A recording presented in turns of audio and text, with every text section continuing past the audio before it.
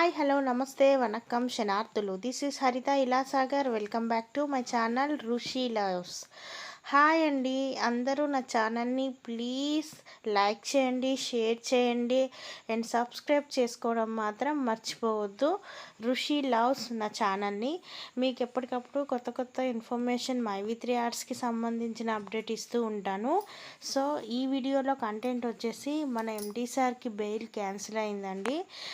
సంబంధించిన అప్డేట్ అనేది ఇప్పుడు మీకు చెప్తాను. ఇక్కడ చూడండి, 18th జూలై 2024లో కేసు డిస్పాచ్డ్ అని రాగానికే కేసే టోటల్గా కొట్టేశారేమో అనేసి చాలా హ్యాపీగా ఫీల్ అయ్యారు చాలామంది. దానికి కానీ అది అందుకు కాదండి. ఇందులో మనకి సార్ వచ్చేసి రెండు విధాలుగా మనకి ఒకటి బెయిల్ కావాలి అనేసి, ఇంకోటి A+ కేటగిరీ కావాలి అనేసి కోరడం జరిగింది. అందులో A+ కేటగిరీని సారే అంటే పిటిషనరే విత్డ్రాల్ చేసుకున్నారనమాట. సో దానికి సంబంధించి డిస్పాచ్ అని వచ్చింది.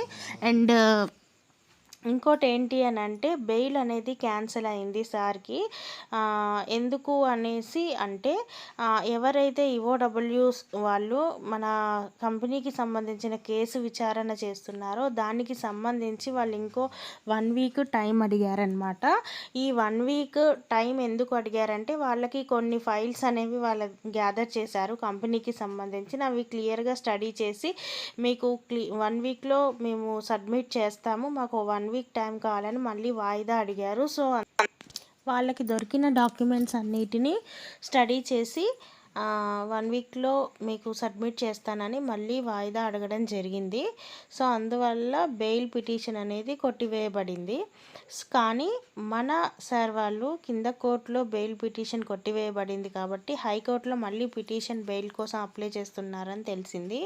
సో మేబీ ఈ 1 వీక్లో వాళ్ళు ఏదైతే ఈఓడబ్ల్యూ వాళ్ళు విచారణ చేసి ఆ ఫైల్స్ అన్నిటినీ మళ్ళీ సబ్మిట్ చేస్తారో ఆ టైం కల్లా సార్కి బెయిల్ వస్తుందని నమ్మకంతో ఉందాము. సో బెయిల్ రాకపోవడానికి రీజన్ అయితే మీకు అర్థమైందని అనుకుంటున్నాను. ఓకేనా. అండ్ ఇంకో విషయం ఏంటి అని అంటే, సార్ వచ్చేసి ఇక్కడ కేసులో వచ్చేసి మనకేమన్నా డిస్పాచ్ అని ఉంది. దానికి అందరూ ఏమనుకున్నారంటే, డిస్పాచ్ అంటే కేసు కొట్టివేయడం జరిగింది అంటే పిటిషనరే విత్డ్రాల్ చేసుకున్నాడు అన్న విధంగా ఉందన్నమాట. సో అది ఏంటి అని అంటే, సార్ వచ్చేసి 2 విషయాలు అడిగారు. ఒకటి, రెగ్యులర్గా మా లాయర్ని కలుస్తూ ఉంటాను. రెండోది వచ్చేసి నాకు A+ కేటగిరీ జైలు అనేది ఏర్పాటు చేయాలని అడిగారనమాట. అది కేవలం రాజకీయ నాయకులకి, లేకపోతే ఒక పెద్ద మొత్తంలో పెద్దవాళ్ళు ఉంటారు కదా, వాళ్ళకి మాత్రమే A+ కేటగిరీ జైలు అనేది ఇస్తారనమాట. A+ కేటగిరీ జైలు అంటే నాకంటూ సపరేట్గా ఒక రూము, నాకంటూ సపరేట్గా ఒక మంచము, నాకంటూ సపరేట్గా నా ఫుడ్ నేనే తెచ్చుకుంటాను, ఇలా A+ కేటగిరీ అవి అడిగారనమాట. సో దానికి మన ఎండి సార్ నాకు అవన్నీ అవసరం లేదని ఆయనకైనా విత్డ్రాల్ చేసుకున్నారు. సో ఆ విత్డ్రాల్ చేసుకోవడం వల్ల కేసు డిస్పాచ్డ్ అయిందనమాట. సో ఫైనల్గా మనం ఇప్పుడు ఎండి సార్కి అయితే బెయిల్ రాలేదు. అలా అని మనకి పేఅవుట్స్ రావు అనేది కాదండి. ఎండి సార్కి తప్పకుండా బెయిల్ వస్తుంది. వాయిదా ఇంకా పెండింగ్లోనే ఉన్నాయి. వాటికి సంబంధించిన ప్రణాళికలు అన్నీ కూడా ఎప్పటికప్పుడు మీకు నేను అప్డేట్ ఇస్తూనే ఉంటానన్నమాట. సో ఈ 1 వీక్ ఈ మంత్ ఎండింగ్ కల్లా సార్కి బెయిల్ అయితే కంపల్సరీ వస్తుంది. వచ్చాక మనకి సంబంధించిన పేఅవుట్స్కి సంబంధించిన విషయాలు మనకు ఖచ్చితంగా సార్ చెప్తారు. మీరెవరు కూడా ప్యానిక్ అవ్వద్దు.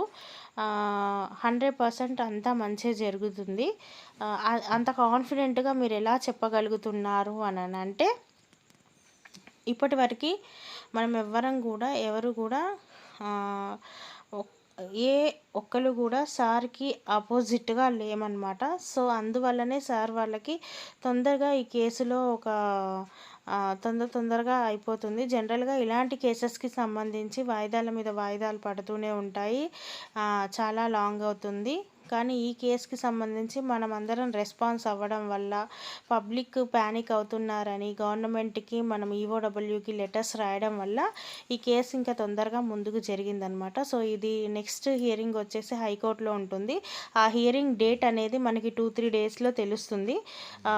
ఆ హియరింగ్ డేట్ రోజున కల్లా ఈ ఈఓడబ్ల్యూ వాళ్ళు ఏదైతే డాక్యుమెంట్స్ తీసుకున్నారో వాటన్నిటిని ఫుల్గా స్టడీ చేసి ఆ రోజు ఎట్టి పరిస్థితుల్లోనూ వాళ్ళు దాన్ని సబ్మిట్ చేయాల్సి ఉంటుంది. ఆ రోజే మన సార్కి కూడా బెయిల్ వస్తుందని మనం ఆశిస్తాము.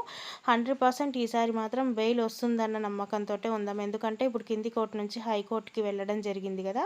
సో అందువల్ల 100% సార్కి బెయిల్ వస్తుందనే నమ్మకంతో మనం ఉందాము. అండ్ ఇంకో విషయం మీతో నేను చెప్పుకోవాల్సింది ఏంటి అని అంటే, మన ఎండి సారు మనకి సెకండ్ వీడియోలో ఆయన జైల్లో సరెండర్ అయ్యేటప్పుడే చెప్పారు, 2 months టైం పడుతుంది నేను మీ అందరికీ బయటికి వచ్చి పే అవుట్స్ ఇవ్వడానికని ఆయన ముందే చెప్పారనమాట. సో మనమే ఈ కోర్టుకి సంబంధించిన వాయిదాలను బేస్ చేసుకొని ఇవాళ వచ్చేస్తారు, రేపు వచ్చేస్తారు, వచ్చారంటే పేమెంట్ ఇచ్చేస్తారని ఎదురు చూస్తున్నాం. కానీ ఆయన వెళ్ళేటప్పుడే మనకి క్లియర్గా చెప్పారనమాట, నేను 2 months వెయిట్ చేయండి అనేసి. సో ఖచ్చితంగా అంతకు ముందే ఆయన వస్తారు, అందులో ఎలాంటి డౌట్ లేదు. కాకపోతే ఆయన ఒక మాటగా ముందే ఒక 2 months అని చెప్పారు. మనం దాన్నే మైండ్లో పెట్టుకోవాలి. ఆ 2 monthsలో ఆయన చెప్పిన టైంలోపు ఆయన బయటికి రాకపోతే అప్పుడు మనం కంగారు పడాలి తప్పించి, ప్రీవియస్ అంతా మనము పెట్టుకున్న టైమింగ్స్ ఇవన్నీ. అది 5th హియరింగ్ అన్నప్పుడు వెయిట్ చేసాము, తర్వాత 9th హియరింగ్ అన్నప్పుడు వెయిట్ చేసాము, తర్వాత 12th అన్నప్పుడు వెయిట్ చేసాము, తర్వాత ఇప్పుడు 18th అన్నప్పుడు వెయిట్ చేస్తున్నాము. అట్లా నెక్స్ట్ హియరింగ్ డేట్స్ అనేవి మారుతూ ఉంటాయి. కానీ మనకి ఎండి సార్ చెప్పింది మాత్రం 2 months అనేసి. ఈ 2 months అనేది మనం మైండ్లో పెట్టుకోవాలి. సో కంపల్సరీ ఎండి సార్ చెప్పినట్టుగా 2 months వెయిట్ చేద్దాము. 2 months తర్వాత కూడా ఆయన చెప్పిన దాని ప్రకారం ఆయన రాలేకపోతే అప్పుడు ఏం చేయాలి, ఏం చేద్దాం అనేది ఆలోచిద్దాం. అంతవరకు వెయిట్ చేయండి.